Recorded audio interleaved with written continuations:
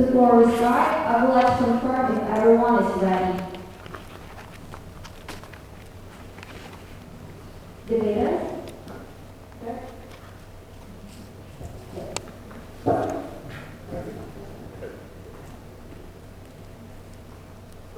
On to the second round of the debate. The motion before us today is feminism should focus more on men's rights. This debate challenged participants to explore the evolving role of feminism and consider its intersections with issues traditionally associated with men's rights. To comment, I respectfully invite debaters from both sides to introduce yourself.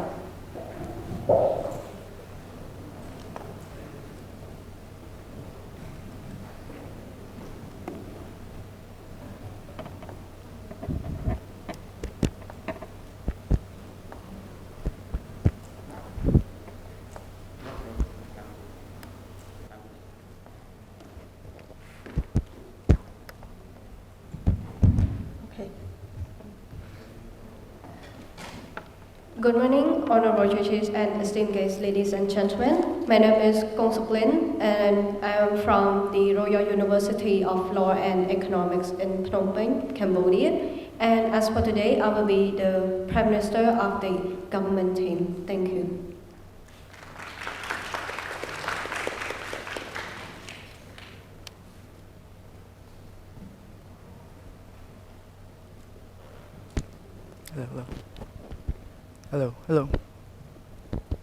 Hello.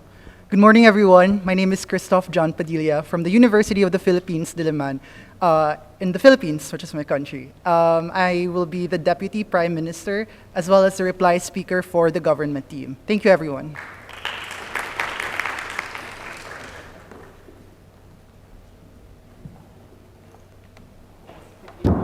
Test, am I audible? Okay. Hi everyone, good morning. I'm Mahasha and I will be representing Malaysia and I'll be the government whip. And before I start the debate, I would like to say as long as we're all having fun, we are all winners. Thank you.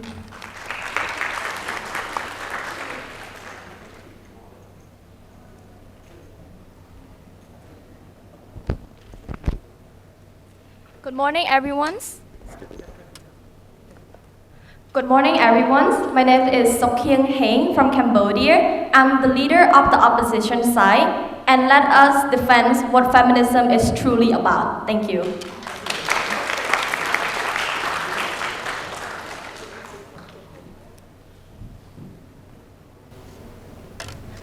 Hello.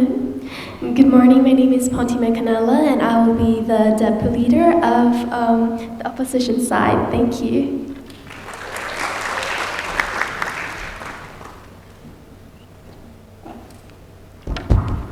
Hello everyone, I'm Rifki Firdamawana, people call me Fir. I'm from Lambung Mangkurat University in Indonesia and I'll be the op whip, and I'm also here to protect feminism. Thank you.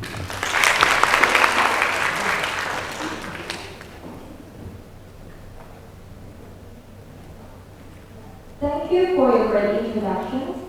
For now, each debater will be given 3 minutes to present their argument, counter-argument, and conclusion. One member of each side will be given 3 minutes to present the concluding remarks. To begin, the first speaker from the government team, I would like to invite the Prime Minister, the first speaker of the government team, to deliver the opening statement and first argument. The stage is yours.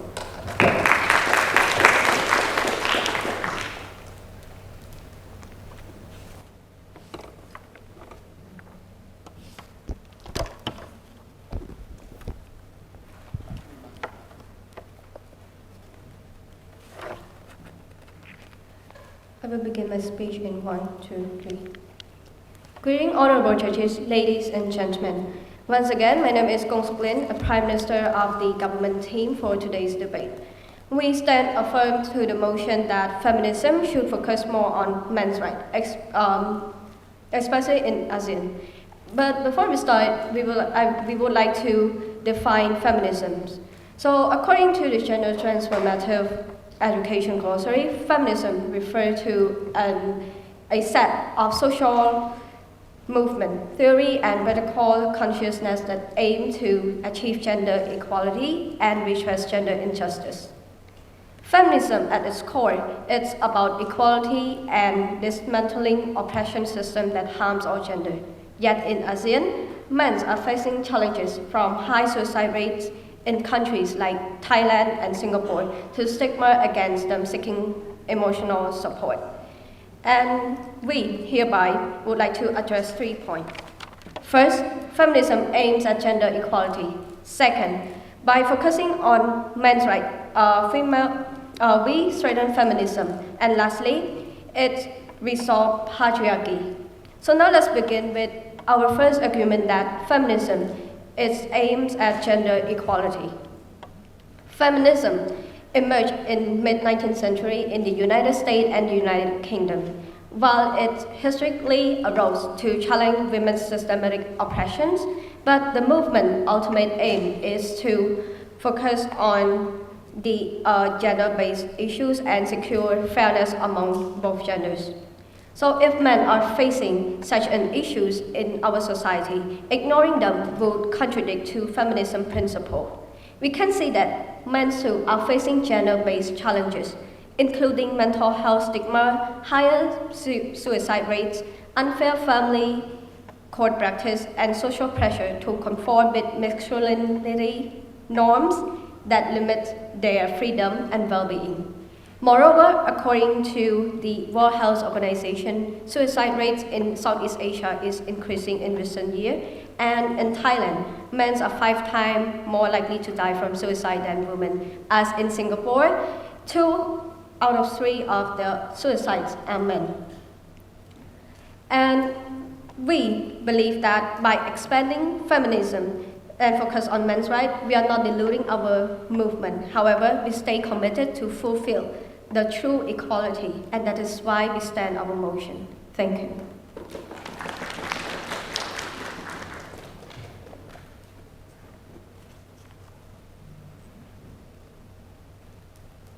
Thank you. We will now invite the leader of the opposition.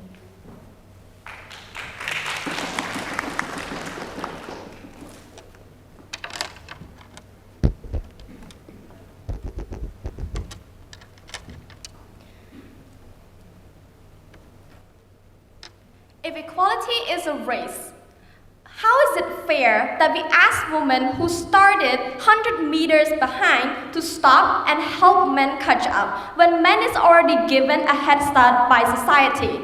First, let us be clear on what exactly feminism is. Feminism is a movement to dismantle patriarchy, a system that men historically held power while women were excluded, were silenced, and subordinated. This system is not neutral. Its root cause, its effects, has always been the woman's subjugation. That is the very reasons why feminism was born, and this mission has not yet been fulfilled. Now, what is the situation today? Women are still disadvantaged. Globally, the World Economic Forum projects that it will take at least 100 years to just close the gender pay gap. Mothers still face a wage penalty of at least 5% per child simply because of the stereotype that they are less committed. And despite laws like the ILO Equal Remuneration Conventions and the ILO Discrimination Convention, workplace discrimination still persists. This is not the past, it is the present. The proposition may argue that men also suffer through toxic masculinity, mental health stigmatizations, through pressure to be breadwinner. Yes, we agree that these are real problems, but what we reject is their framing. Why? Because these issues are the byproduct of patriarchy. The same system that pushed girl and forced girl to be in the kitchens is also the very system that forced men to be silenced and says that real men don't cry. So to ask feminism to shift its focus onto men is to misunderstand its core mission. Men's struggles still exist, yes, but they require their own platform to do their own advocacy to make this one productive.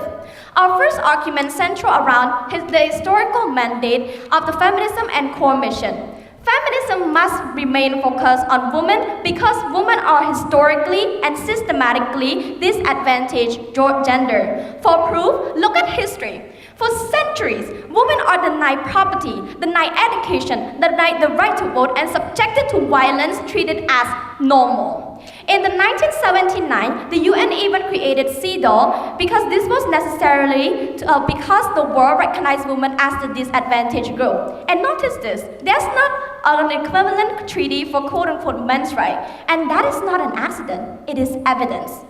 At the end of the day, this debate is not about gender war. Yes, it is about creating real gender equality. But let us be clear that asking feminism to shift its mission from women is not equality. It is a distraction, and true equality comes when each gender is empowered through the right platforms, not by hijacking one another's movement. So proud to oppose.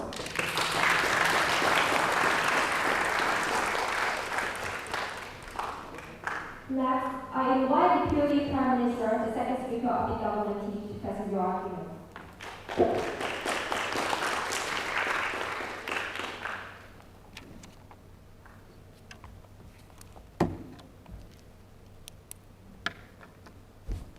Hello, sorry.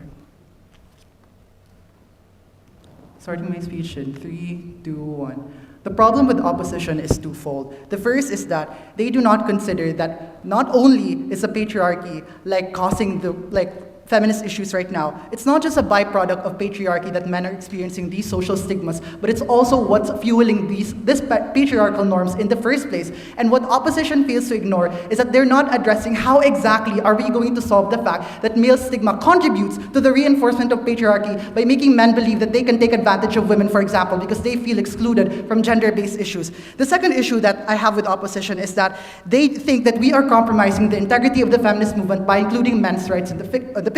That is not true. We do not believe in decentralizing the role of women, but rather, we know that at its core, feminism has been about women and for women. But we are also saying that feminism must make an active effort to expand its scope to include discussions on men's rights if we want to get closer to addressing the actual cause behind why we experience gender-based issues in the first place. And these gender-based issues do not just affect women, but they also affect men. And so this leads me to my first argument, which is that if we want to challenge patriarchal standards that harm both men and women, they require a thorough understanding of men's rights issues. The first reason behind this is simple. Men are also victims of the patriarchy. Gender norms harm men, where they're expected to live stoic lifestyles. Crying is seen as not masculine, for example, which leads to many negative impacts. Mental and emotional development of men is stunted. They're inhibited from creating genuine and healthy relationships with women. This leads to the male loneliness epidemic, which causes men to not seek treatment from depression and anxiety. But men also experience structural oppression, such as, for example, educational disparities. You have labor issues where boys are disproportionately seen as physical labor, right? Many of these issues parallel that of women's and actually intersect them in many ways, because just like labor issues affect men, they also affect women, right? And so this leads us to the first impact, which is we're introducing the possibility of gradual, long-term, positive societal and cultural change, because we're proposing collaboration and cooperation between two groups that aren't diametrically opposed, but actually want to achieve the same standards of equality. But we're also fulfilling SDGs, not just number 5, about gender equality, but also about number 3, good health and well-being. And we see that these issues not only affect women, but they also affect men, right? The second issue that I want to bring up is that we want to avoid radicalization by emphasizing that feminism can also be a safe space for men. We are seeing a rise of what's called the manosphere, or online misogyny, where we have podcasts, websites, blogs, and YouTube videos that all perpetuate anti-feminist and anti-women rhetoric. And the reasons behind this are simple. We have the belief that women are greatly benefited in society,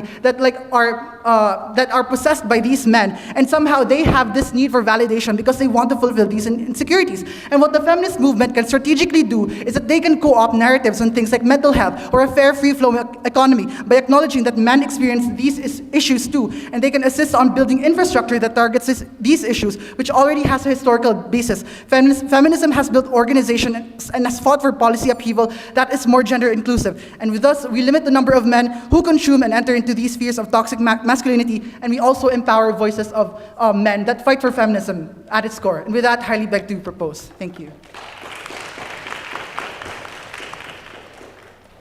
Thank you. I now invite the deputy leader of the opposition team to present your argument.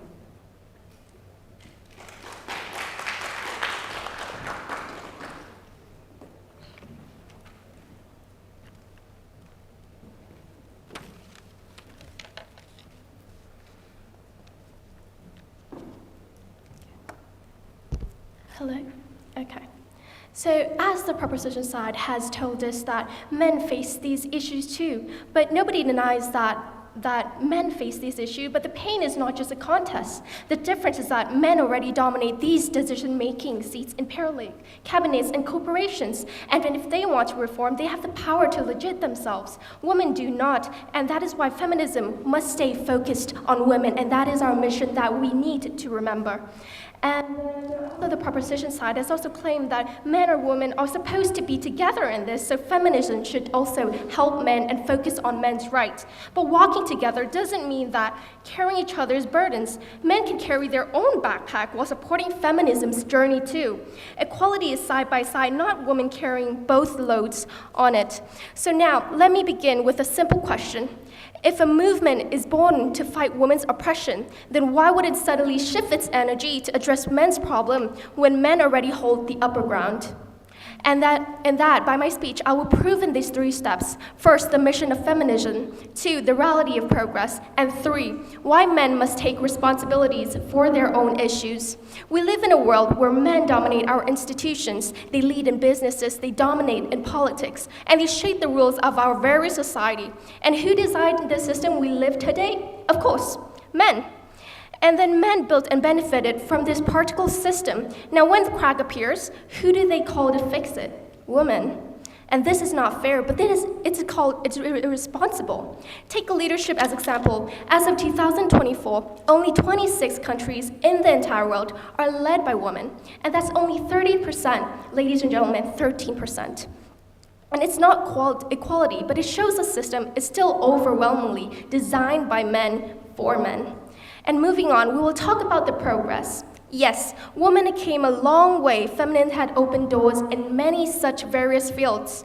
But I'm not here to discuss how much worse it would have been without this fight, because that's another debate. But what matters today is that even with progress, the race is still not fair. Did you know that according to the World Economic Forum, at our current place, it will take 134 years to close the gender gap? That means not just our daughters, but our granddaughters and even their children will still be fighting for the equality of women they deserve today. Now let me empathize this. Men's issues are real, nobody denies that. But this issue must be addressed by men themselves. They already hold the majority of the influence and the decision making. So why should feminism be forced to carry both burdens? So the truth is clear. Feminism must not surrender its focus because equality has not yet been won. Men must lead their own fight, and feminism must finish its own. And then I leave you with one last question. If feminism abandons women before equality is achieved, who will fight for them? The answer is no one. And that's why I stand by the side of opposition. Thank you.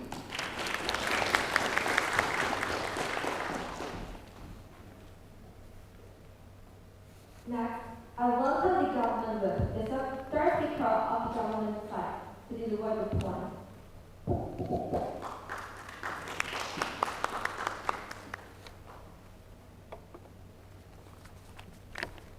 Starting in 3, 2, 1. Panels, the opposition today is hollow and shallow. And why do I say so? Because they actually failed to understand our motion today and what the government side is trying to propose. We on the government side has never even mentioned about how we are trying to actually shift our focus from women to men. No, we are trying to focus on the gender equality itself, as mentioned by my Prime Minister on her definition. Okay. They said the leader opposition mentioned about how men is already dominating this the entire world itself. But does men dominating the entire world erase the status quo right now? Like my Prime Minister mentioned about how most men are the one that is actually prone to commit suicide, etc. So they also failed to realize that patriarchy also hurts men. And they mentioned about how toxic masculinity exists and whatnot. However, they also failed to realize how toxic masculinity is the grassroots problem and the main reason on why gender-based violence even exists in the first place. And then they mentioned, and then the deputy leader of opposition mentioned about how they want men themselves to actually focus on men's rights. However, we on the opposition, we on the government side wants feminism to be the one to focus on men's rights due to the fact that men's rights activists, MRA, already exist. However, MRA tends to be really, really hostile towards women, and we on the government side really do not want that. So if feminism were to be the one to actually focus on men's rights, it means that the policy or the pressuring activities they would do towards the government, it will be focused on both gender, which aligns with the ASEAN Gender Mainstreaming Strategic Framework 2021-2025 that mentions about how gender equality is about both men and women. And then they also failed to realize that both issues about men's human rights is actually intrinsic, which means that they are tied towards each other. You can't ignore one problem and neglect the other problem for human rights to actually be preserved. So my argument is that when feminism focuses on men's rights, it means that we could actually strengthen feminism. As a feminist myself, I have been called anti-man for being a feminist, which is totally wrong. We are not trying to hate on men. We are trying to fight for equality for both genders, which is why we are trying to propose this motion in the first place. And then the deputy leader of opposition mentions about how at the end of the day, about how feminism is all about women. However, they fail to realize that feminism has evolved. We have to learn about all the wave of feminism. The fourth wave of feminism also includes men in their Me Too movement. See how all of this is connected? And we're not trying to say that the old feminism is not relevant. Yes, it is relevant, and it changed the trajectory of the world. However, feminism itself has evolved with this first wave, second wave, third wave, and the fourth wave that also includes men. So, with that, we on the government side will always propose this motion, and with that, I rest my case. Thank you.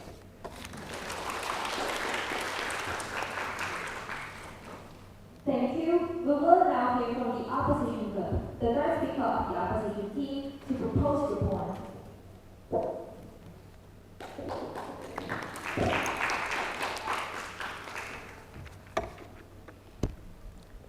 Test. Okay.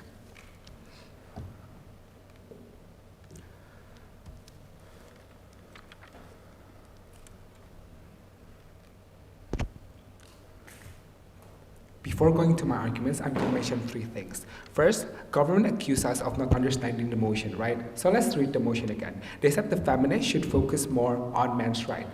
Underline the word more means when feminists should focus more on men's rights, regardless what their proposal is or their framing is, there's going to be some compromising to the women's right that they are focusing right now, which means our framing on shifted the goals, on how there's concern on shifted goals is still justifiable. Second, the debate today is full of deadlock because both teams proposes that on our team, their proposes there's still issues on women, and they proposes there's still issues on men, which means yes, both of them are parallel and both of them are true. But the thing is, opposition are going to break this deadlock under two folds. First is that we already explained what is the actual urgency of the motion right now, which is the woman within the feminism itself. Yuta already explained how there's systematic oppression that appears in the society right now that's really oppressing women right now. We're not denying that it's also oppressing men, but the level of urgency on which one feminism should attack first, which is intuitively, of course, woman, because it's the movement that's created by women, right? The second thing that's going to break that deadlock is that they never explain why it becomes the responsibility of the feminism itself. When in our side, we already explained that it's not going to be the responsibility of the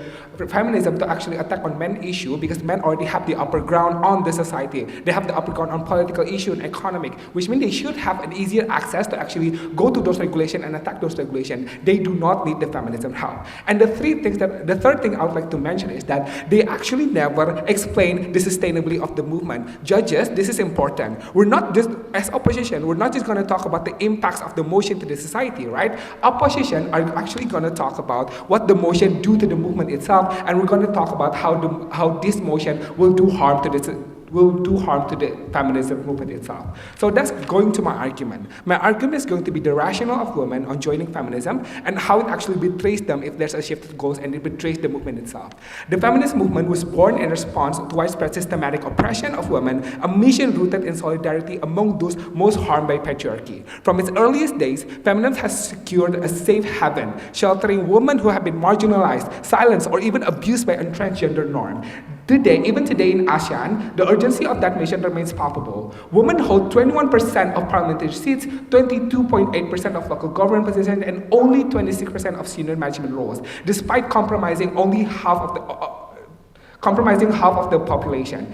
According to the Feminist Accountability Map, in Cambodia, where women make up over 52% of the population, only like 13.6% of it are MPs. But the thing is, if we shift the feminist movement core focus towards the man race, it's sowing division under two damaging ideas. First, it damages on them on the individual level. Many vulnerable women turn to feminism because they want to seek protection of that. This woman who is still grappling with structural integrity may feel betrayed, unheard, and abandoned. And it connects to the second layer at organizational level. When they have shifted focus, their focus is going to be shifted, and their forces are going to be gone because they don't know what their goal is anymore, because they are protecting men and not the woman that's supposed to protect. So that's why it also damages the movement. That's why vote for all. Thank you.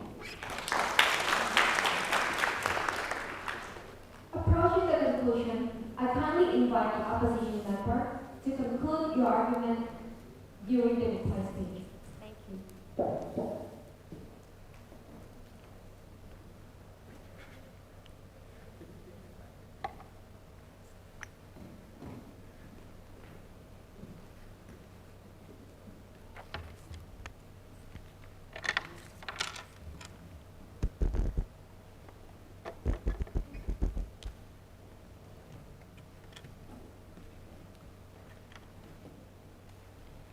Honorable Chair, this debate asks, should feminism movement focus on men's rights? From the opposition, our answer is clear. Men's struggle are real, yes, we never deny that. But shifting feminism toward them, or just simply focusing on them more, simply betrays its mission, weakens its power, and ultimately harm equality. So what is feminism for again? The government told us again and again that feminism is about equality for all, and we never deny that. But let's remember why feminism is born in the first place. It's because women face systematic oppression under patriarchy, in law, in the workplace, in their own homes, even over their own bodies. This is not theory. The UN created CEDAW, a global protections or a global treaty to protect women. There is no equivalent for men because men have never been structurally oppressed in the same way. Note here, structurally oppressed. So, government weakness is clear. They stretch the feminism so wide, so thin, that it loses all meanings. If feminism is everything for everyone, then it becomes nothing for the women who needed to protect them. Now, on the survival of this movement, government claim by expanding the focus will gain allies, but allies are useless if the movement itself already collapsed. We show you that focusing more on men's rights caused a mission drift. Women who join the protection and solidarity will feel betrayed, leading to distrust, fragmentation, and silence. And silence is deadly. Look at ASEAN today. Only 21% of the MPs are women, 26% hold senior management, and 30% still face intimate partner violence. Feminism job is far from done. Diluting it now will abandon these women. Yes, men will still face suicide, workplace death, men face the custody battle, but men will still dominate politics, laws, economic. They have platform, they have resource, and they have the representation to fight for themselves. Government want you to believe that men are powerless, but let's be honest here. This is a race where men have already century-long start before women. Feminism is the movement that helped these women catch up, and now the government want feminism to carry men forward too. That is not equality. That is simply injustice. When women rise, the world rises with them. But when we dilute feminism, we all sing together. By pushing each gender to focus more on their own issue, on their own platform, is to achieve productivity and fight for their own equal ground with mutual respect and eliminate the justification of hurting the other gender for the achievement of their own gender's right. And that is why the House must stand with opposition to defend feminism movement, to protect its power, and to ensure equality is not just promised, but achieved for all. Thank you.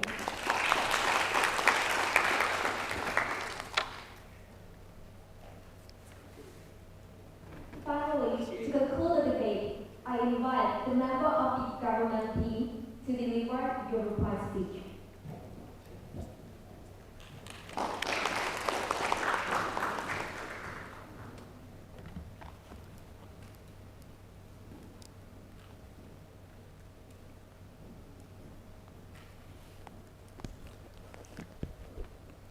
Ladies and sorry.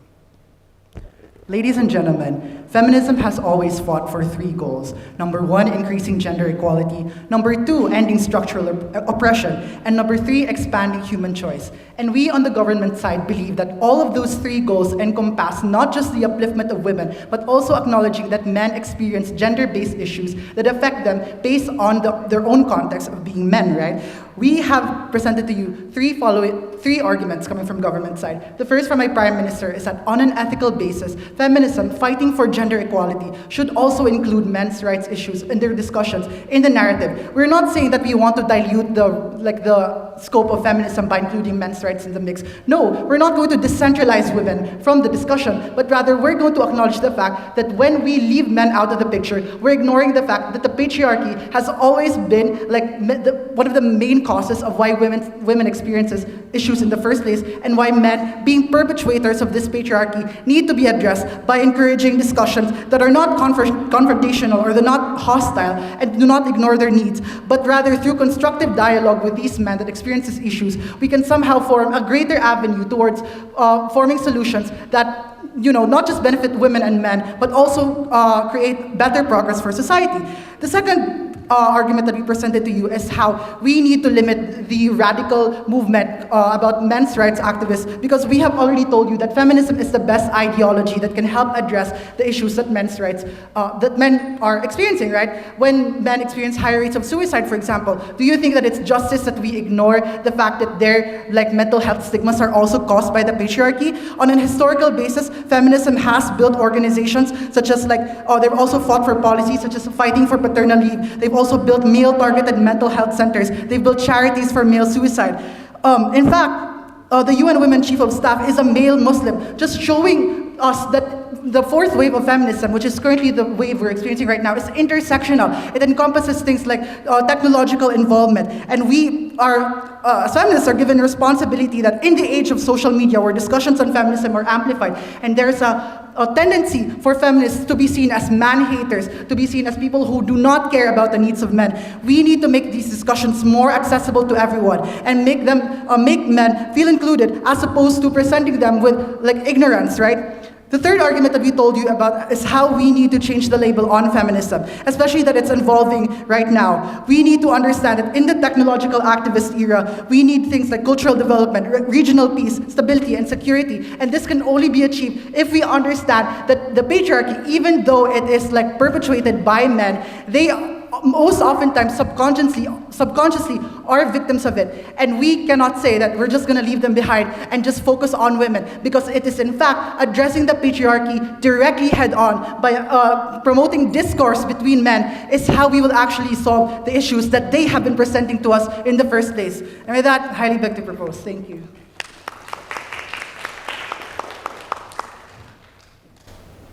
Thank you both teams for your wonderful and well-structured arguments. We now proceed to the question and answer sessions with our adjudicators. Adjudicator, may I kindly ask you to keep each question under 15 seconds, and further, we would like to respectfully ask you to clarify your question whether it is asked for one side or the question directed to both sides. Debaters, you will have 45 seconds to prepare your answer and have 2 minutes to respond. Thank you.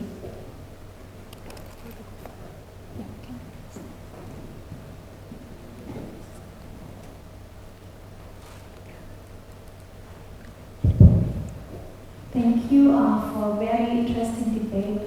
My first question would go to the opposition team first, and I would like to ask to the leader of the opposition team. So the question is, if we shift the focus of the feminism, how would that dilute the original purpose of feminism that you mentioned to address the structural issue of gender inequality that often faced by women? That's a question to the team leader of the opposition. And the second question is to the BPM of the government side. Can men be a feminist, and what does it look like in practice? Thank you.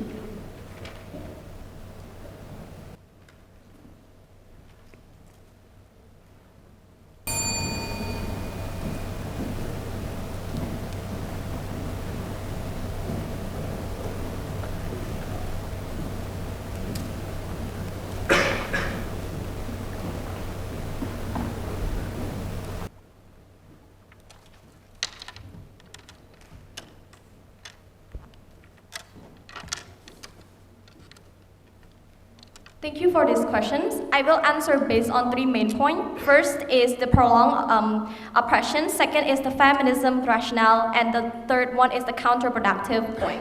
So on to the prolonged oppressions. We have told you through our argument as well that these women actually started the race of the gender equality much later than men.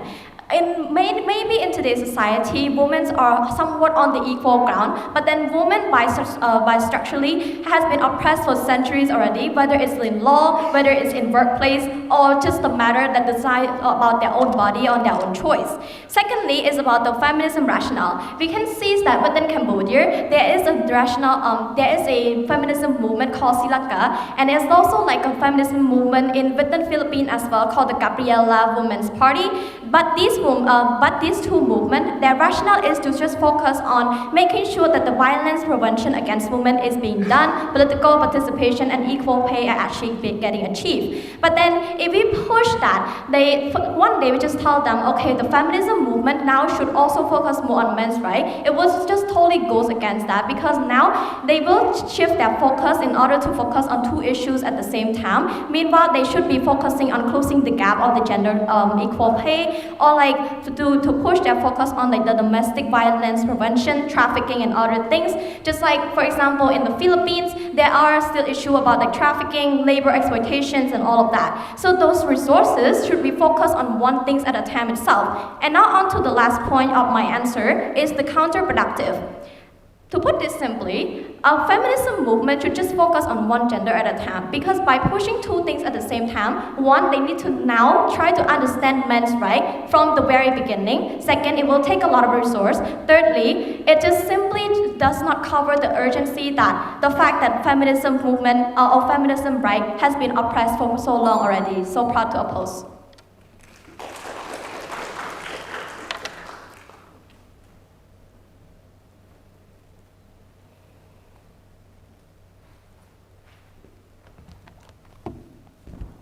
Hello, sir.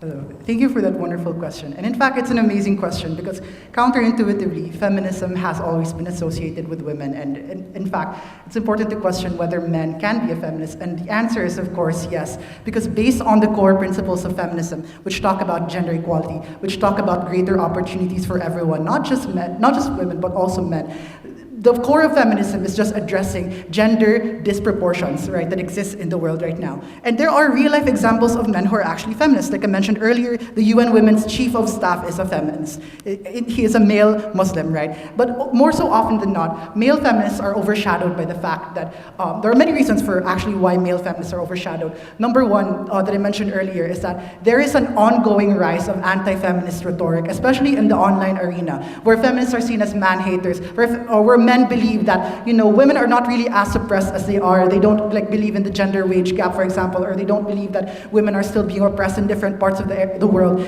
And by the way that we address this is to understand, is to actually uplift these male feminists and say that, hey, you can be a feminist too. Just because you're a man and you're a feminist doesn't mean you're less masculine. Doesn't mean that you have to care about men's issues. You can also care about women's issues while caring about the upliftment of your own gender, right? We just want to make feminism more inclusive, and we want to make feminists have actual authority. Not just female feminists, but in fact, male feminists, right? So this can be a double-edged sword, but feminists should leverage the good side of the sword by actually limiting the number of men who consume toxic discourses about women are not really oppressed in real life. We know that it's not true, but many men believe it to be true, right? And we have, I think that it doesn't mean that just because we have a higher focus on men's rights doesn't mean we're abandoning women as a whole. It just means that we are including how men interact or how men experience issues in real life, and how those contribute to gender-based issues and the patriarchal norms that exist right now as a whole. With that, highly beg to propose again. Thank you.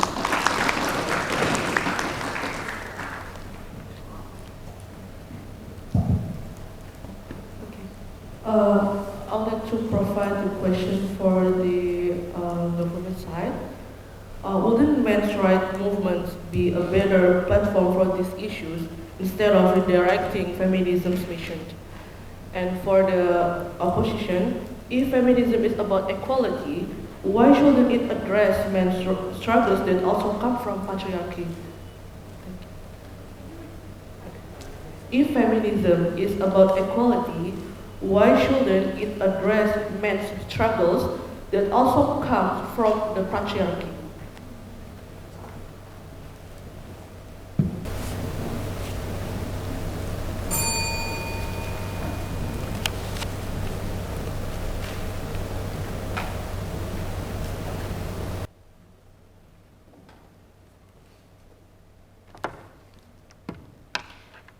Thank you, panels, for the question. So the question is that, why do we need feminism to be the one to actually address men's rights issue? So the first reason is because the men's rights activists, as I mentioned in my arguments earlier, already exist. Yes, they do fight for men's rights. However, what they are currently doing is actually really, really hostile towards women.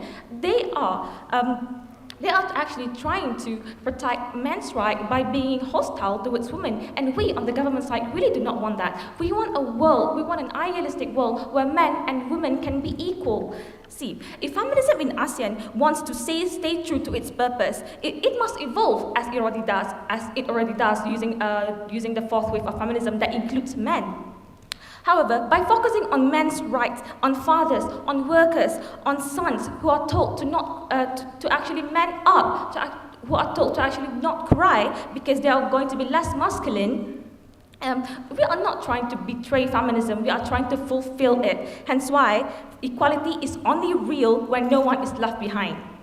So, when the MRA, which is the men's rights activist itself, is actually trying to protect men's rights, they tend to be really, really misogynistic towards women. Hence why feminism is actually the best movement, and we do not need to start another movement or whatsoever, because feminism itself is actually famous for their way of pressuring the government in a really, really great way. Hence why we on the government side really believe that feminism is the perfect and is the idealistic way and methodology to actually protect both men and women. And with that, thank you. I rest my case. Thank you.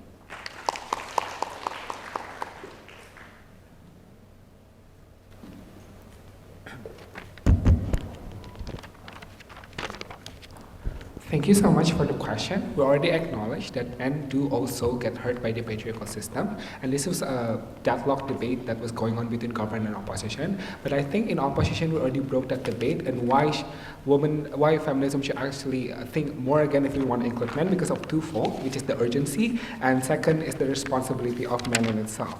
We do agree that patriarchy, yes, hurt men, but we already said that in the systematic oppression of patriarchy, it hurts women more. The ones locked out of power should not be told to repair house to ones that are already inside.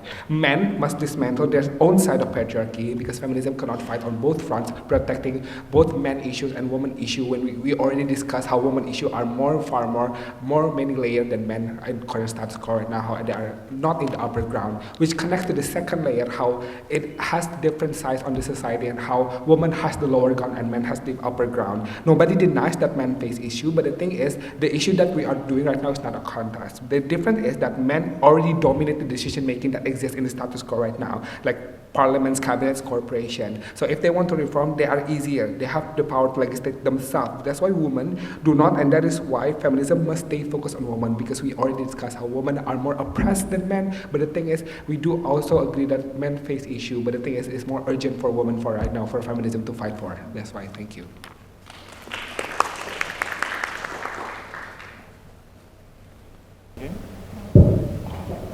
All right, thank you both teams for your leads. The question is for both sides is, if feminism helps men too, how can it still give enough help to women?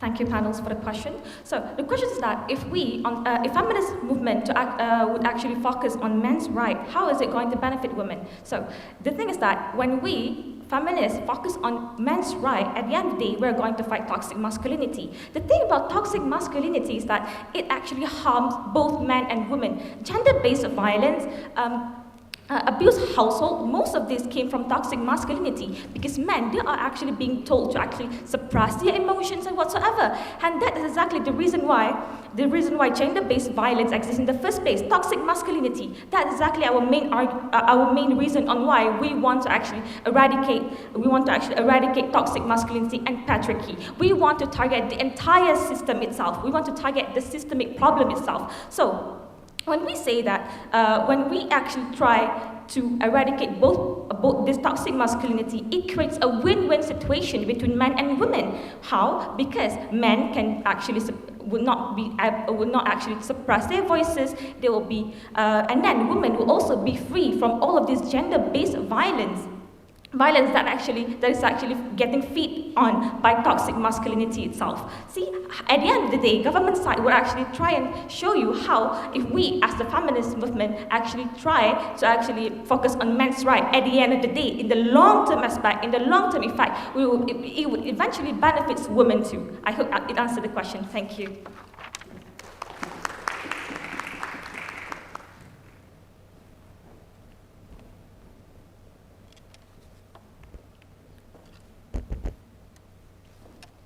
Thank you for these excellent questions. And from side opposition, we still stand on our grounds that feminism movement should not focus on men's rights. But then to make it very relevant to His Excellency's questions is that to quote-unquote help each other or feminist movement help men's rights is to mutually agree on the following. Basically is the phrase that equality can only be achieved but no one is left behind. And I thanks to the government because I use their quote. But based on two reasons, is that women is already carrying like a huge burden as has been approved or like has been explained throughout the entire case regarding it's like the historical, the systematic oppression and stuff like that, right? But then to help men or like to help achieve gender equality as a whole, it is within each of like the gender movement like right or like their responsibility to make sure that they are taught to be respectful of the opposite gender. So what does this mean? So instead of like feminism movement says that now we should include clauses or like teachings that men's rights should like go through this and that, but then instead they should still focus their resources or their missions in order to support women, empower them in different workplace, in law and over their bodily autonomy. On the other hand, men can also achieve or like address their issues regarding the patriarchal system oppressions by basically trying to address their own issue within their own movement. And the men's rights movement now should focus to make sure that men should be taught how to respect the opposite gender or respect humans in general. And it is also the same encouragement for women as well. Basically, it's just like what I have said in my speech is that to support one's movement, to support one's gender's right, is not a justification on elimination the oppositions, like the opposite gender, or to like disrespect the opposite gender. So basically, to support each other, achieve a gender equality, each of the gender should have their own movement. Thank you.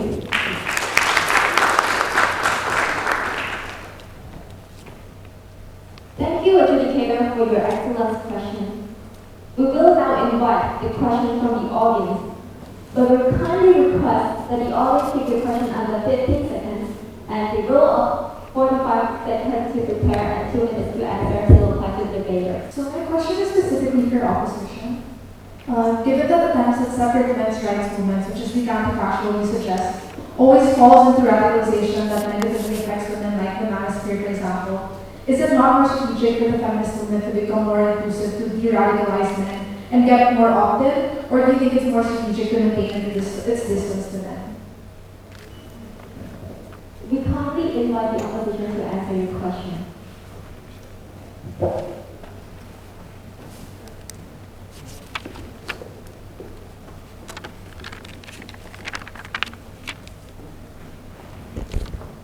Test.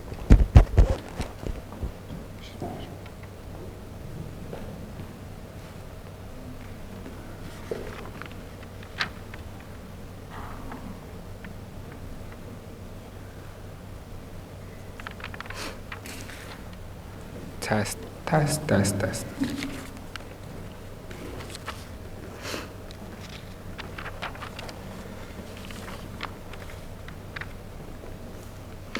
Test. Answering in 3, 2, 1. We do acknowledge that the MRA in society right now tend to have a more radical point of view on what rights should be, on how men should have right and all of that. But the thing is, two things. First, Yuta already said how each of the movements should be respectful towards each other. First, men rights activists or the MRA should respect the feminism ideals and goals and how feminism is actually trying to fight for gender equality. Same thing goes back to the feminism. Feminism is status quo in society should respect the MRA movement and how these MRAs are actually trying to fight the patriarchal system also, but they're more focused on men. But also to fight on the status quo right now goes up to my second layer. If the second layer, if you are afraid of you want to de-radicalize MRA by going to the feminist movement, that's actually our concern right now if men goes into the feminist movement. We're afraid that men are hostile in nature, so that's why if men actually goes into the feminism movement, actually goes in fact into the structural integrity of the feminism itself, it will also shift the goals of feminism itself. Because if we see the status quo in MRA, how men organizes a certain right activist movement, if we implement that in feminism, we are afraid that it will shift the goals and we will more focus on men, and feminism goal will be eradicated and all of that. Not only that, I think by having separate movement, it's better for both sides. If you want to have the goal of de-radicalizing MRA, we're afraid that if we make them into the same movement, both goal will not be achieved, because on the same movement, they will fight for what goal they're trying to fight for first. So that's why it's better for them to have separate, even if they have the tendency to be radicalized, they still can respect each other, they still have borderline with each other. So that's why I think it's better for separate movement. Thank you.